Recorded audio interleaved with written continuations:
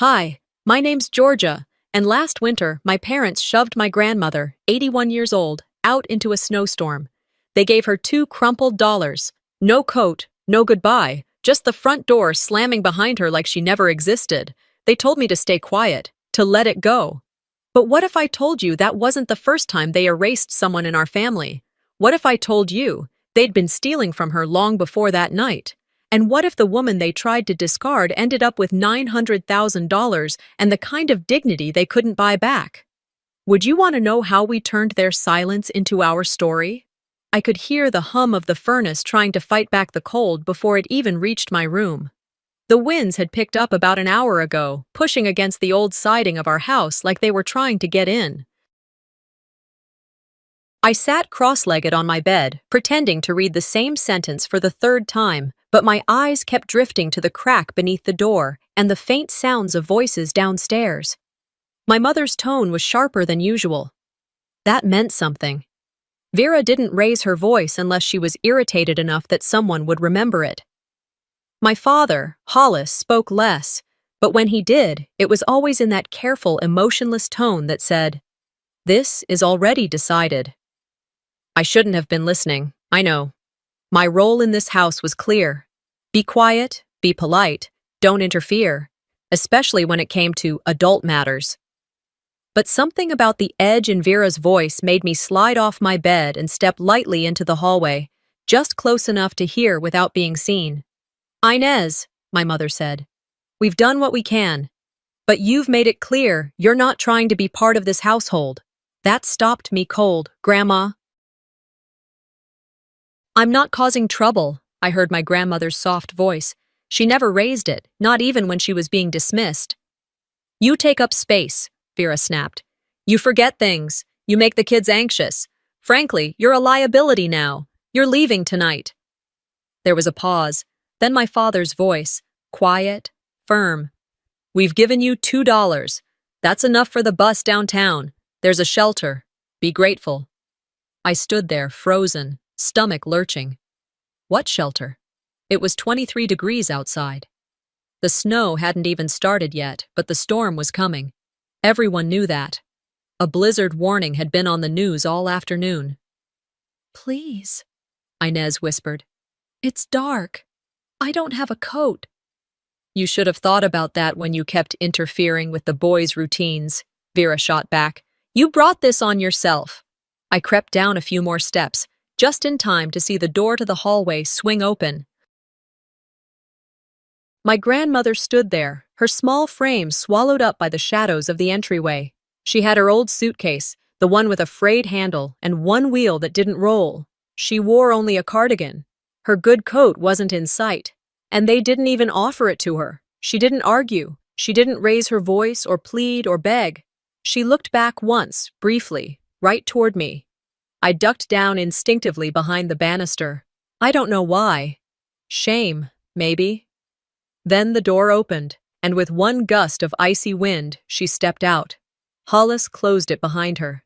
Just like that. I stayed there, heart pounding, staring at the door like it might open again, like someone might realize what had just happened and take it back. Instead, I heard Vera's voice behind me, calm, unbothered. "You'll stay out of this, Georgia. You're not helping." I turned slowly. She stood at the top of the stairs, arms folded, eyes hard. She didn't yell. She didn't scold. She just told me as if it were obvious.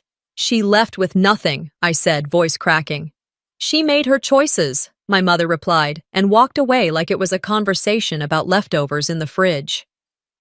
I went to the front window, pulling the curtain back just a little. Snow had started falling, soft at first, like powdered sugar.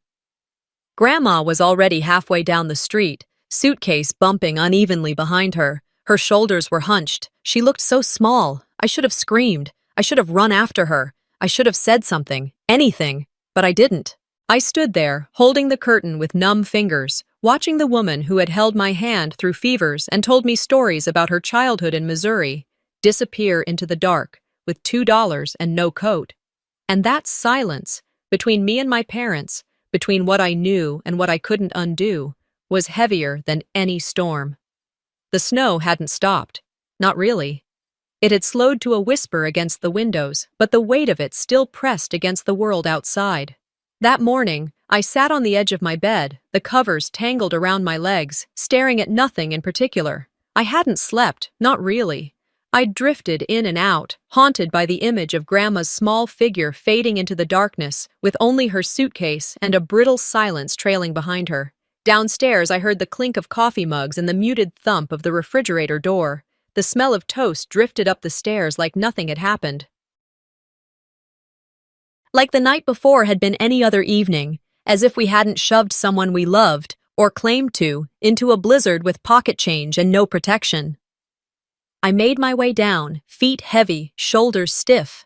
In the kitchen, Vera was seated at the breakfast bar, calmly flipping through a real estate magazine. Hollis was at the sink, rinsing a plate. The news played low on the TV in the corner, talking about road closures and emergency shelters opening due to the cold snap. "Morning," Hollis offered without turning around. Vera looked up just long enough to register my presence. "Coffee's fresh, toast's on the counter." I poured a cup out of habit, not really tasting it, and leaned against the counter. "She didn't take her coat," I said finally. Vera didn't look up. "She had a sweater. It's 20 degrees. She sighed like I was bringing up the weather too loudly. "Georgia, don't start. We gave her options. She made her choices." I held her stare, but she'd already gone back to a photo of a house with granite countertops. "She's better off," she added, like it was some sort of mantra. "She'll be fine." I didn't answer. I set my cup down, walked out of the kitchen, and made my way to the hallway closet. I told myself I was just getting my coat, just that. But my hands moved before I could stop them, pushing past old scarves and a wrinkled raincoat until they landed on something soft, familiar. It was still there, Grandma's coat, the one with the knitted collar she used to bury her chin into on windy days. The same coat she'd worn to every one of my school plays, the one that still smelled faintly like lavender and cold cream. She hadn't even taken it with her. That alone made my throat tighten, but it was what I found next that stopped me entirely. Inside the pocket, folded 3 times, was a slip of paper, a bank transaction receipt. The date was from 6 months earlier. The withdrawal was for a little over $16,000, and the name at the bottom wasn't Grandma's, it was Vera's, but there was no co-signature, no authorization, nothing showing that Grandma had approved or even known about it. I stared at it, the numbers blurring. My fingers tingled, whether from the cold or from something else I couldn't name. Shock, maybe. Rage, the slow, thick kind that starts in your stomach and crawls up your spine. Because this wasn't just about tossing someone out. It wasn't just callousness or detachment. This was control. This was erasure. This was theft. And it wasn't the first time. My mind pulled back to a memory I had no interest in reliving, but it came anyway. Grandma's 80th birthday. We'd planned something small, just dinner at home, maybe a cake. But the night before, Vera had pulled me aside, annoyed. "Cancel it," she'd said. "It's not worth the fuss. We've got Isolde's party next week." So we canceled. And the following weekend, Isolde had a blowout birthday bash, $8,000, easily, catered hors d'oeuvres, live music, a designer cake tall enough to feed a wedding. Guests from out of state. Instagrammable moments arranged like decor. I'd watched Grandma clap politely through the slideshow of Isolde's life. She'd even helped clean up after. But later, I'd found her in the kitchen, quietly wiping her eyes with a napkin, muttering something about her knees and needing a minute. I hadn't said anything then. But now, standing in front of that coat, paper crinkling between my fingers, I realized I had kept quiet one time too many. "She didn't even take this," I whispered. Not out of forgetfulness. No, she'd left it behind because deep down, I think she knew there was no room in that house for her warmth anymore. And suddenly, something inside me, something quiet and careful, snapped, not loudly. It was the soft kind of fracture, the kind that doesn't scream but shifts your entire foundation. This wasn't a one-time mistake. This was a pattern, a slow erosion of dignity, dressed up as order and good intentions. A rewriting of history with smiles and firm handshakes. No more. I folded the receipt carefully, slid it into my jeans pocket, and grabbed Grandma's coat. If no one else was going to speak up for her, I would. The wind pushed against the glass like it had something to prove. I stood outside the clinic, my fingers tingling from the cold that had seeped into my gloves. I'd just stepped out after speaking to the receptionist. Yes, I'd like to report potential power of attorney abuse. And now I wasn't sure where to go next. The storm had passed, but the air was still sharp. The roads had been cleared enough to drive, but patches of snow lingered in parking lots and sidewalk corners like memories that didn't know when to leave. I looked down the street, unsure if I should head home or back to the apartment where Grandma now stayed, a temporary space loaned by a charity-run center for seniors. I needed to see her again. 2 buses and a 15-minute walk later, I found myself at the clinic. The building wasn't much, just a beige rectangle with too many flickering lights and a front door that wheezed when it closed. Inside, it smelled like rubbing alcohol and faint sadness. The waiting room was full, patients slumped in plastic chairs under posters about pneumonia and diabetes. I approached the check-in counter carefully, heart tight in my chest. "Hi," I said quietly. "I'm looking for Inez Varela. She was brought in during the storm." The nurse glanced at her screen, then back at me. "And you are?" "I'm her granddaughter." Her gaze softened a little. "She's stable now. Mild hypothermia. She didn't bring any ID, but she gave your name, room 6, down that hallway." When I stepped inside, the room was dim and quiet. Grandma lay beneath a thin blanket, her gray hair slightly damp at the edges. Her hands, once always warm when they cupped my cheeks, were tucked beneath the covers, unmoving. "Grandma?" I whispered. Her eyes fluttered open. "Georgia," she said, voice barely there. "I told them not to call anyone. Didn't want to be a bother." I sat beside her, reaching for her hand. It was so cold, I flinched. "You're not a bother. You're my family," she smiled weakly. "Not to everyone." A silence hung between us, not empty, but full of everything we weren't saying. She turned her head slowly. It was snowing bad. But I kept thinking, "Don't cry, Inez. Don't give them the satisfaction." I didn't respond. I couldn't. I just squeezed her hand gently, grounding myself in her presence. Sitting there, I remembered something I hadn't wanted to. Months ago, during a family dinner, Vera had been talking about finances. The topic had drifted from taxes to retirement to the burden of the older generation. And then, laughing over a glass of white wine, she'd said, right in front of the grandkids, "Honestly, who even needs an old woman anymore unless it's for her checks?" Some of the others laughed. Isolde smirked. Dad didn't even blink. And Grandma just looked down at her plate and nodded slightly, as if she agreed, as if agreeing would make it hurt less. But I had seen her eyes. She never said a word that night, just cleared dishes like always. She probably folded the napkins before bed. That was her, graceful in silence, even when bruised by words. Now, in that small clinic room, watching her breathe through cracked lips, I knew I had to act. When I left, it was early evening. The sky was starting to dim, and the cold crept back under my collar. I sat on a bench outside, staring at the traffic light blinking red across the intersection. My fingers tightened around the folded receipt in my coat pocket. I didn't want revenge. This wasn't about spite or ego. It was about justice. I pulled out my phone and opened the Notes app, wrote down what I'd seen in the closet, what I'd found in the pocket, the date, the amount, Vera's signature. Then I called the number the clinic receptionist had quietly given me earlier. "State Financial Abuse Reporting Line," the voice on the line said. I took a breath. "Yes," I said, my voice low but certain. "I believe my grandmother is a victim of unauthorized financial control." The call ended 10 minutes later, and I felt like I had stepped off a cliff, but in the right direction. As I made my way to the bus stop, snow flurries started again. Lighter this time, no longer a threat, just a quiet reminder of everything we'd just survived. I didn't go straight home after leaving the clinic that night. I stopped by a coffee shop near the edge of town, one of those small, quiet places that still had booths with cracked vinyl and old jazz on the speakers. I needed time to think. I needed somewhere other than that house, even just for an hour. By the time I did walk through the front door, the lights were dimmed and the dishwasher hummed in the background. Everything looked normal, like the past 72 hours hadn't happened. I dropped my coat over the back of a chair, slipped off my boots, and moved toward the kitchen. The familiar clink of forks on plates told me dinner hadn't ended too long ago.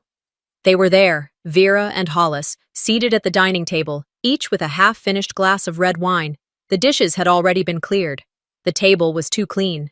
They looked up when I entered, but only for a moment, as if I'd interrupted a commercial. I pulled out a chair and sat down across from them. Vera folded her arms. "Long day?" I didn't answer. I pulled a folded sheet of paper from my coat pocket and placed it on the table, sliding it toward her. She raised an eyebrow and slowly unfolded it. Her eyes scanned the page. Hollis leaned in. "What's this?" I spoke evenly, but my voice still trembled. "That's the clinic's intake form. Inez was admitted 2 nights ago with hypothermia. No ID. No coat. Alone." Hollis's expression didn't change, but Vera's jaw tightened. "You left her in a snowstorm," I continued. "She could have died." Vera set the paper down and exhaled sharply. "Georgia, that's dramatic. You don't know what stress we've been under." "Stress?" I repeated. "We had to make a choice," Hollis interjected. "It wasn't easy, but we made the responsible one." "No," I said, voice firmer now. "You made the selfish one." The silence that followed was thick and slow, like walking through molasses. Then Vera leaned back in her chair and gave a cold, practiced smile. "She's fine now, isn't she?" I stared at her. "She's alive. That's more than some get." There it was, the mask slipping. Just a little. I wanted to scream. I wanted to throw something, to make them see what they had done. But instead, I stood up and walked to the garage door. I opened it, flicked on the light, and pointed. The boxes were still there, stacked neatly along the far wall. I'd noticed them the night Inez left, but hadn't questioned it. "What is that?" I asked. Vera appeared behind me, arms crossed. "Spring cleaning." I walked over and opened the top box. Inside were photo albums, one from a trip to Yellowstone, one from her 50th anniversary with Grandpa Henry. A framed picture of him smiling in his work overalls, paint-stained fingers gripping Inez's shoulder, knitting yarn, her favorite ceramic mug wrapped in newspaper. "You packed her things before you told her to leave," I said, turning around. "Did she even get a chance to say no?" "She didn't need to," Vera replied, voice tight. "She knew. She's not dumb." "She's not trash," I said. The housekeeper, Maria, had stepped into the doorway quietly, a dish towel still in hand. Her eyes flicked to the boxes, then to me. I could see it in her face. She knew. She'd been told not to say anything. "Maria," I said softly, "did Mom ask you to pack these?" Maria hesitated. Then she nodded once and stepped back into the kitchen. I followed Vera back inside. The silence followed me. "If you do this again," I said finally, "if you push her 1 inch further, I won't stay quiet. I will go public. I'll make sure every neighbor, every friend, every church committee you pretend to care about knows what you did." Vera's face froze. Hollis stood slowly, like he was unsure if he should interrupt. And then Isolde walked in through the side door, flipping her hair back and setting her purse on the counter like it was just any evening. "What's going on?" she asked casually.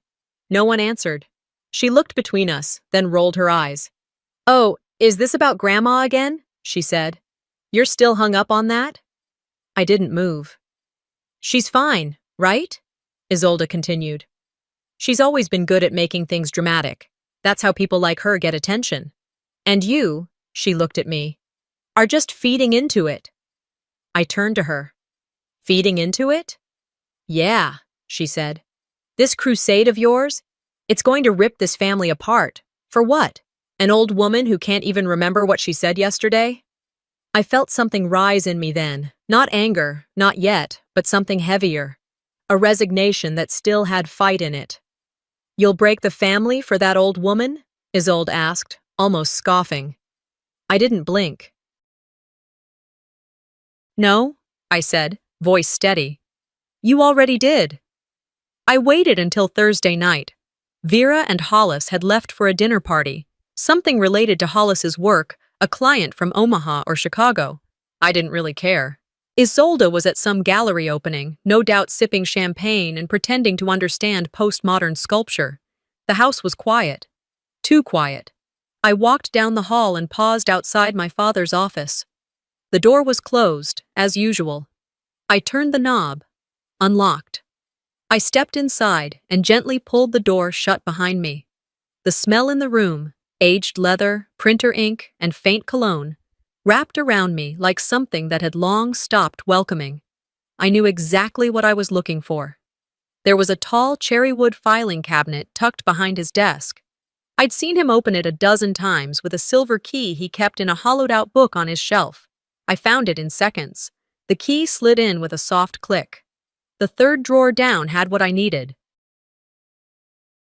It was labeled, in my father's neat handwriting, POA, Inez V. I stared at that label for a moment, bile rising. Inside were papers, some typed, some handwritten, and then a thin folder labeled Disbursements. I flipped it open. The first page was a transaction slip. Withdrawal, $16,400. Authorized by Vera Elston. There was a signature, hers, but nothing else. No initials from Grandma, no secondary approval, no mention of a legal representative. I flipped through more. Recurring withdrawals, smaller amounts, but frequent, most within weeks of Inez's hospitalization last summer. That was when she'd been foggy, groggy from her fall and the medication. That was when Vera said she'd take care of the paperwork. And she had, for herself. I stood there in the office for a long time, just staring at it all. Then I took out my phone and snapped a few photos, just in case. I returned everything exactly as I found it, relocked the drawer, and placed the key back in its hollowed home. The next morning, I texted Arden Liu, my cousin. She was finishing law school out in Minneapolis and had always been the one in the family who asked the questions nobody else dared. We met at a public library near her parents' place over the weekend. She brought coffee. I brought copies of the documents. She flipped through them silently, lips tightening. "Georgia," she said finally, "this power of attorney form is dated 2 weeks after Inez's second ER visit." I nodded. That's when she was still on pain meds. She wasn't even making full sentences. Arden leaned back. Then she wasn't legally competent to sign this. And there's no witness, no notary. This could be criminal. I swallowed. I thought so. She'd need to be evaluated to verify capacity, and that clearly didn't happen. We sat in silence for a moment, sipping our drinks while the world bustled quietly around us, college students typing, an old man snoring into a newspaper. Arden glanced at me. "Do you want to file?" I hesitated. "Not yet. I want to understand all of it first." She nodded. That afternoon, I went to see Grandma. Her temporary apartment wasn't fancy, but it was warm and safe. A caseworker had helped place her there, and she seemed more at peace than I'd seen her in months. We sat on the little love seat, sharing some peppermint tea. She adjusted her scarf and looked out the window. "I miss my old doctor," she said suddenly. I looked over. "Dr. Simmons?" She nodded. He understood my knees, knew exactly where it hurt without me having to say much.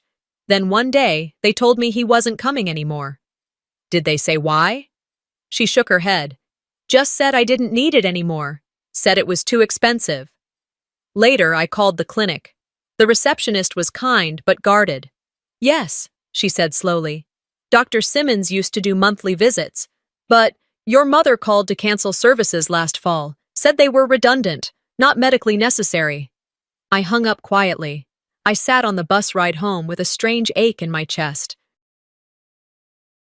There was something cruel about taking away care from someone who never asked for much, about dressing it up as efficiency or financial wisdom. That night, I sat at my desk with the folder and started drafting an email.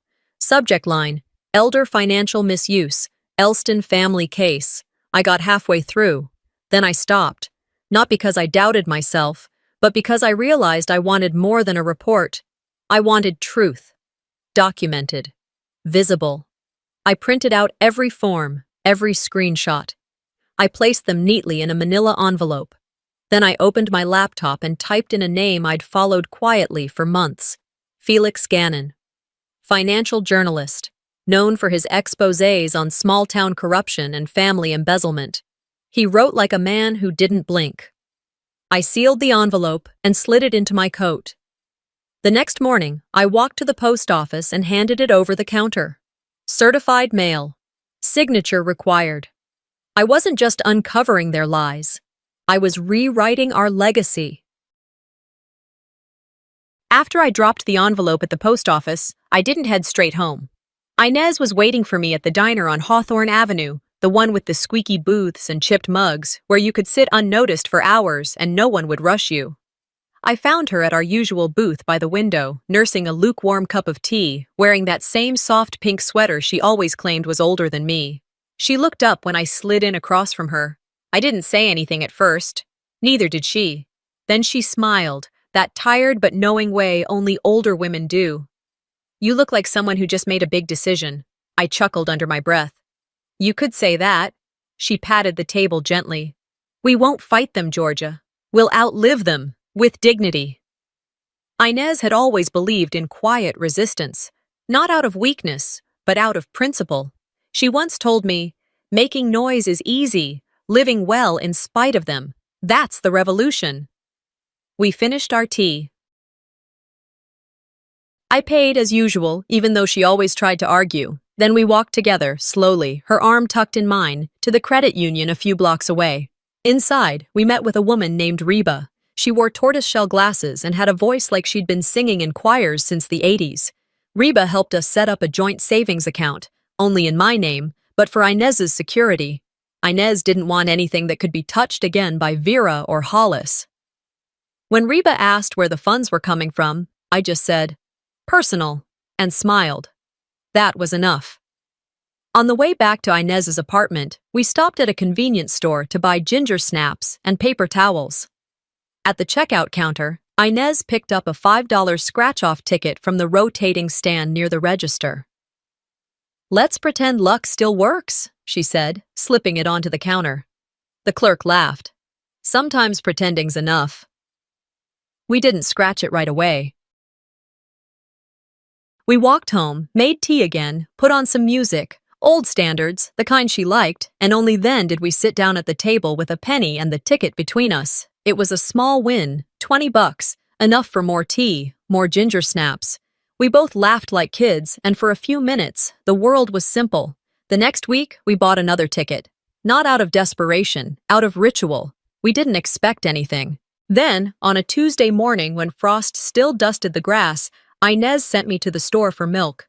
I bought the ticket almost as an afterthought. I came home, dropped the groceries, and scratched it while waiting for the kettle to boil.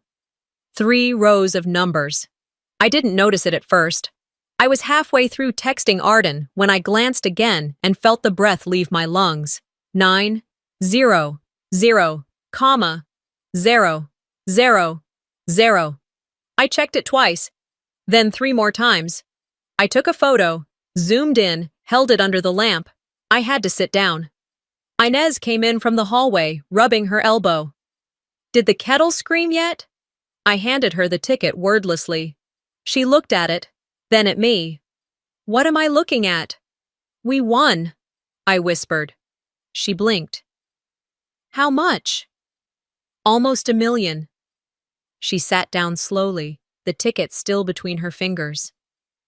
"Well," she said softly, "I'll be damned." We didn't jump or scream or even smile. Not right away. We just sat there, surrounded by the sound of the kettle boiling and a kind of stunned silence that wrapped around us like a quilt.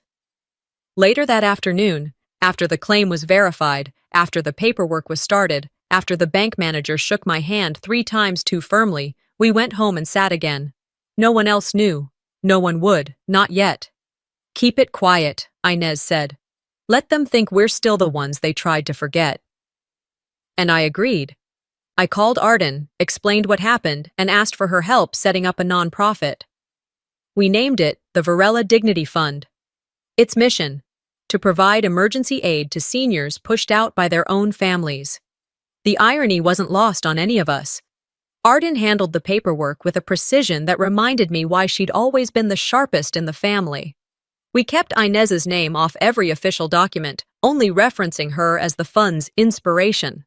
Publicly, she was a ghost. Privately, she was the architect. The fund's bank account was opened, Inez's apartment lease was extended, her doctor reinstated, and I went back to smiling politely at family dinners and nodding through Vera's monologues about self-made success. But things had shifted. Vera started to notice. One evening, she caught me humming in the hallway. "You seem unusually cheerful these days," she said, pouring herself a glass of wine. "Maybe I'm just getting better at keeping things in perspective," I replied, watching her carefully. She narrowed her eyes. "You know, people who act too happy are usually hiding something." I smiled. "Then I guess I've got a lot to hide." That night, back in my room, I opened my laptop and checked my email. There it was. From Felix Gannon. Subject: Let's meet. And just like that, I knew. They thought silence was surrender. They didn't know silence could be strategy. The meeting was set for Saturday afternoon, just 2 days before the gala. Vera framed it as a family regrouping over dinner, her favorite way of masking landmines with linen napkins. She even made her rosemary chicken, the one she used to pull out whenever she needed the illusion of warmth. I showed up wearing the most neutral expression I could summon, but my spine was coiled tight. I knew better by now. Vera didn't do reconciliation. She did containment. And that night, I was the leak. The table was already set when I walked in. Hollis sat at the head, eyes buried in his phone. Isolde leaned against the counter, swirling wine in her glass like a game show host about to read the wrong answer. "Glad you could make it," Vera said as she emerged from the kitchen, drying her hands on a towel. Her tone was smooth, but her eyes sharpened the moment they met mine. I sat down and folded my hands. Vera took her seat across from me. "Let's begin." There was no small talk, no grace. "Georgia," Isolde started, voice thick with fake pity. "We know it was you who called the state. Mom found out. You don't have to keep denying it." I didn't blink. "She has friends in the agency," Isolde went on. "They talk. We know." Vera nodded solemnly, as if delivering news of a funeral. "We're disappointed. Deeply." Hollis said nothing. I reached into my bag and pulled out the small voice recorder Inez had given me 3 weeks prior. The one she'd used to record conversations around the house when she started feeling unsafe. She'd been unsure if it would matter. But now, it was everything. I placed it gently on the table, clicked play, and leaned back. The recording crackled for a second, then came the unmistakable sound of Isolde's voice. "Just blame the little one. She's always invisible anyway. No one will question it if we throw her under the bus." Vera's voice followed. "Smart. Quick and clean." Silence fell over the room like someone had cut the power. Hollis stared at the table. Vera's mouth opened slightly, but no sound came out. Isolde went pale, her wineglass frozen mid-air. I reached forward and clicked stop. "You framed me," I said. "And you almost got away with it." Isolde finally found her voice. "That was taken out of context." I laughed. "There's no context where that sentence means anything else." Vera tried to recover. "That recording is illegal. She had no right." "She had every right," I said. "You all made her feel like a squatter in her own daughter's house. She protected herself the only way she could." No one responded. The rosemary chicken sat untouched. I stood and grabbed my bag. "You want to control the narrative," I said. "But this one belongs to her now. And me." I walked out, letting the front door close behind me without slamming it. Some silences deserve precision. Later that night, I went to see Inez. The sky was clear, stars sharp as glass. Her apartment smelled like lavender oil, and the apple crisp she always reheated too long. She handed me a worn photo album wrapped in a floral dish towel. "I meant to give this to you sooner," she said. I opened it and felt my chest tighten. Photos of her as a teenager, smiling wide on a porch swing. Pictures of her and Grandpa Henry dancing in the backyard, arms wrapped tight. Baby pictures of me, one where I'm gripping her thumb like it's the only thing keeping me upright. "I found it in the bottom of a linen drawer," she said softly. "Your mother hid it," said memories confuse the kids.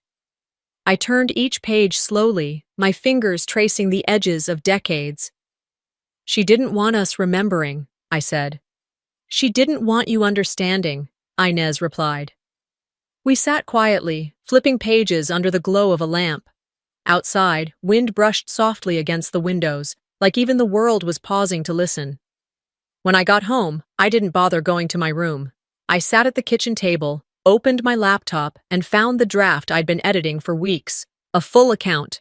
The money taken, the canceled medical care, the eviction, the lies. I added one line to the top. "My name is Georgia Talora, and I'm ready to speak on record." Then I emailed it to Felix Gannon.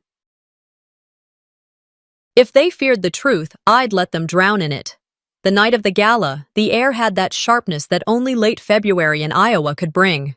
Wind tugged at the hem of my coat as I helped Inez out of the cab, her gloved hand gripping my forearm for balance. She wore her softest navy shawl, a simple string of pearls around her neck, and that quiet expression she always carried when life turned loud around her. City Hall glowed gold in the evening light, banners fluttering from the second-floor windows. Inside, warmth met us in waves, people in evening attire, waiters with trays of sparkling cider, and a local jazz quartet playing something gentle enough to fill the gaps between conversation. Inez looked around slowly. "Are you sure we belong here?" she whispered. "You more than anyone," I said, guiding her toward the check-in table. She was listed under Special Honoree. A volunteer handed her a name badge and gently led us to our seats near the front. Inez kept her eyes on the carpet. She wasn't one for the spotlight, but tonight she wouldn't be hiding behind anyone. 15 minutes later, the room quieted as Felix Gannon took the podium. He wore a tailored blazer and no tie, his voice deep and steady, like a man who didn't have to raise it to be heard. "Tonight," he said, "we recognize quiet courage, the kind that doesn't make headlines until someone decides it must." He paused. "There is a foundation in this city, one that now serves abandoned elders across 5 counties. Its inspiration was anonymous. Until now." I held Inez's hand tightly as I stood and made my way toward the stage. I didn't need a speech. I didn't need permission. I adjusted the microphone, cleared my throat, and began. "My name is Georgia Talora," I said. "I'm not the founder of the Varela Dignity Fund. I'm just the granddaughter of a woman this town, and her own family, tried to forget." Gasps whispered through the crowd. I continued. "This woman was thrown out of her home, into a blizzard, with $2 in her hand and no coat on her back. She had given everything, her money, her years, her care, to a family who decided she no longer fit their image, and when she was left cold and alone, they expected her to fade away quietly." I paused, scanning the faces before me. Some looked down, others leaned in. But she didn't fade. She fought, silently, with grace. And now, because of her, hundreds of seniors across Iowa are no longer invisible. Then I clicked the remote. Behind me, a screen lit up. Bank withdrawals, power of attorney forms, a clinic's intake note stating hypothermia due to exposure. Murmurs turned into low voices, sharp whispers. The room changed. Felix stepped forward and spoke into his microphone. "A formal inquiry has been submitted to the State Financial Crimes Bureau. This isn't just a story, it's evidence."